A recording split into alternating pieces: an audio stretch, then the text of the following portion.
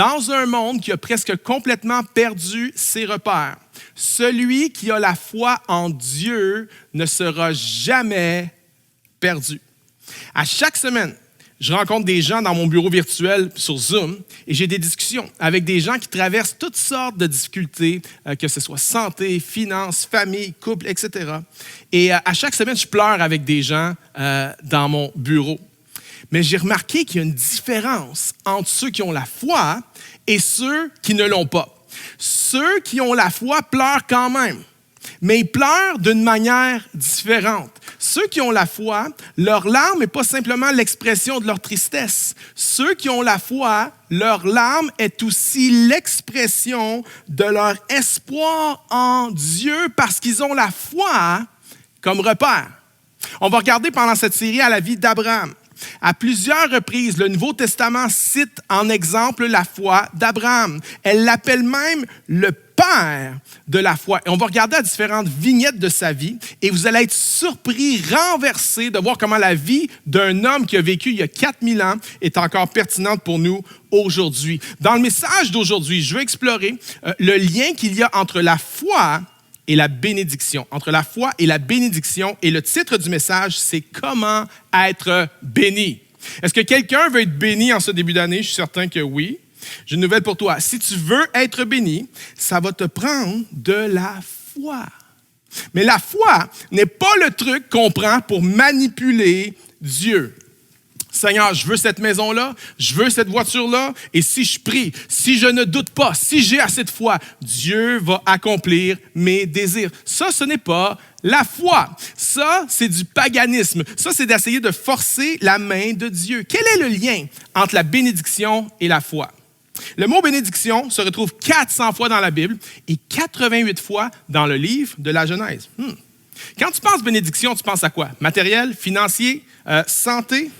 Le sens biblique du mot bénédiction va bien plus loin que le matériel ou la santé parce que la bénédiction divine est toujours plus grande que la bénédiction terrestre. Ça peut l'inclure, mais c'est bien plus que ça. Voici comment j'explique la bénédiction. Je l'explique comme un triangle. J'appelle ça le triangle de la bénédiction. Ça commence d'abord avec Dieu. Dieu est la source de toute bénédiction, de toute bonne chose. C'est Dieu.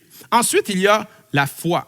Ça prend la foi pour s'emparer des bénédictions de Dieu. Et le troisième côté du triangle, c'est l'obéissance, parce que toute bénédiction vient de Dieu. C'est par la foi qu'on s'empare des bénédictions de Dieu, mais l'obéissance est la démonstration de notre foi. C'est ce triangle-là. Croire en Dieu ne sauve personne. C'est la foi en Dieu qui sauve. Et si tu veux être béni, tu dois être dans ce triangle de la bénédiction. Parenthèse fermée, retour à Abraham. Genèse chapitre 12, verset 1.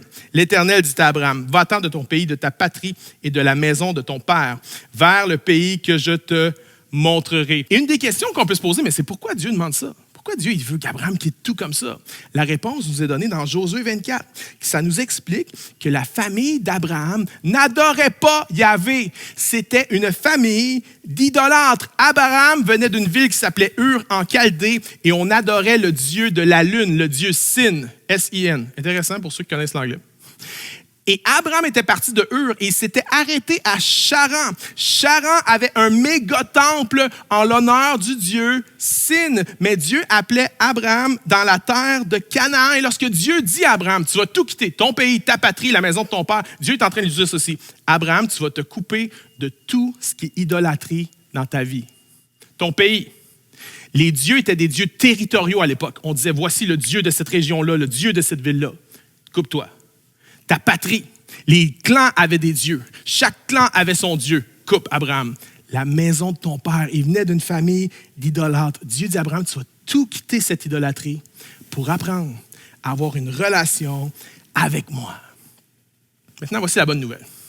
Dieu dit à Abraham, tu vas tout quitter, mais quand Dieu demande à quelqu'un de tout quitter, il y a des promesses qui viennent avec ça. Verset 2. « Je ferai de toi une grande nation. » Regardez les promesses. « Je te bénirai, je rendrai ton nom grand, je bénirai celui qui te bénira, ceux qui te béniront, je maudirai celui qui te maudira.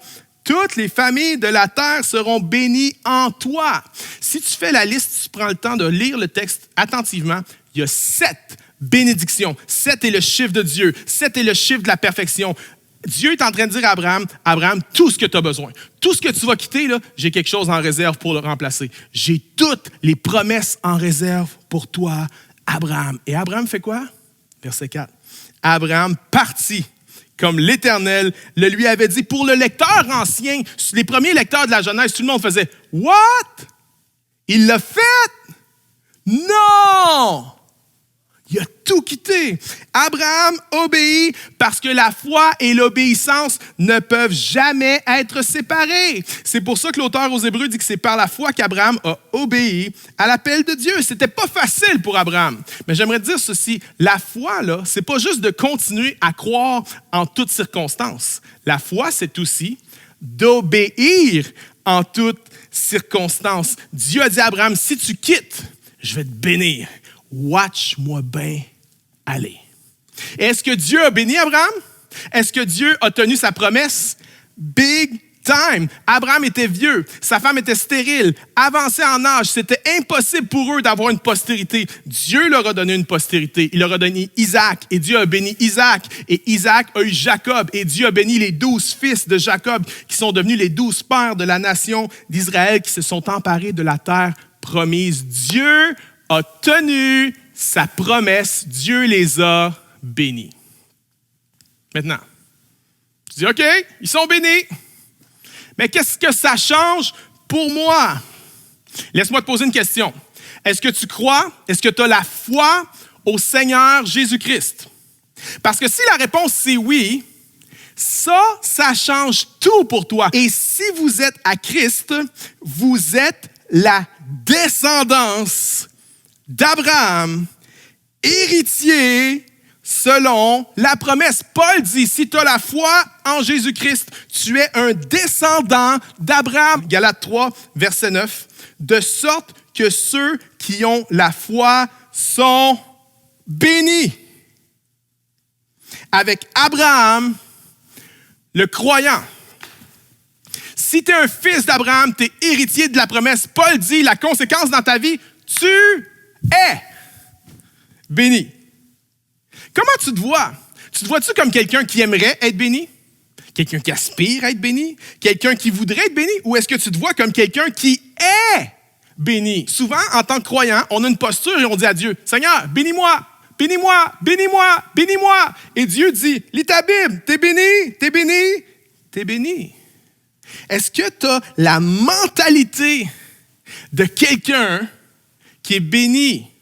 L'Épître aux Romains dit « Soyez transformés par le renouvellement de l'intelligence. » Ça veut dire que ton esprit a été sauvé par la foi en Christ.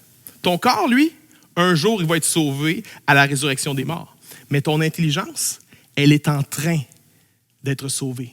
On est en train d'apprendre à penser comme Dieu pense. Est-ce que tu as la mentalité de quelqu'un de béni?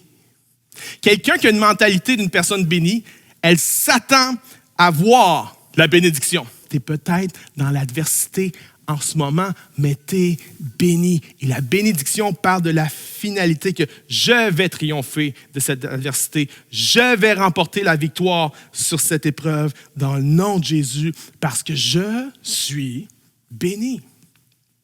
Laisse pas tes émotions dicter si tu es béni ou non. Lorsque je me suis levé ce matin, honnêtement, je ne me sentais pas béni. J'ai mal dormi. Ne laisse pas tes émotions dicter si tu es béni ou pas. Ne laisse pas les gens déterminer si tu es béni ou pas. Le collègue de travail jaloux, le patron grincheux, l'enfant ingrat. Ne laisse pas les circonstances déterminer si tu es béni. Non, non, non, non. Crois la parole de Dieu qui déclare « Tu es béni ». Christ nous a rachetés afin que, pour les païens c'est les non-juifs, c'est nous, la bénédiction d'Abraham se trouve en Jésus-Christ et que par la foi, nous recevions la promesse du Saint-Esprit. Le cœur de la bénédiction d'Abraham, c'est qu'un jour, par le Messie, en Jésus-Christ, par la foi en lui, il y a des gens qui allaient recevoir le Saint-Esprit. Quand tu places ta foi en Christ, tu reçois le Saint-Esprit. Quand tu reçois le Saint-Esprit, tu reçois la présence de Dieu. Et quand tu as la présence de Dieu, tu as tout, même si tu n'avais rien. Tu es béni. Par la présence. La bénédiction, là, c'est pas ce que Dieu donne, premièrement. La bénédiction, c'est premièrement lui-même. Alors, ne cherche pas premièrement la bénédiction, cherche premièrement le Dieu de la bénédiction. Et j'aimerais dire ceci, l'ennemi ne peut pas te maudire. L'ennemi peut seulement, il peut faire deux choses. Il peut te faire croire que tu es maudit, et tu vas te mettre à agir comme quelqu'un qui l'est, même si tu ne l'es pas. L'autre chose que l'ennemi peut faire, c'est qu'il peut essayer de t'empêcher d'être une source de bénédiction pour que la source arrête de couler à travers toi pour les autres. J'aimerais dire à quelqu'un, tu n'es pas maudit, tu es béni, tu es un fils, une fille d'Abraham, héritier des bénédictions de Dieu, qui possède le Saint-Esprit et qui est béni pour bénir. J'aimerais dire à quelqu'un, toute tentative des hommes ou de l'enfer de te maudire, si tu es en Jésus-Christ, va se retourner à ton avantage. Dieu a dit à Abraham, celui qui va te bénir, je vais le bénir.